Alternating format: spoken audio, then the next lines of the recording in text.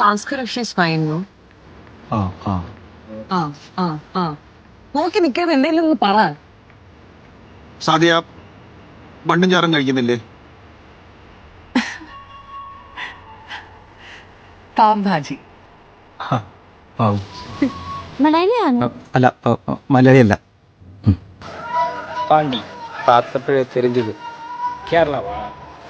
എങ്ങനെ മനസ്സിലായി? പുറിഞ്ചപ്പേ പുറിഞ്ച്. अन्ना वो कौन है? मेरा फादर. क्या करता है वो? हाँ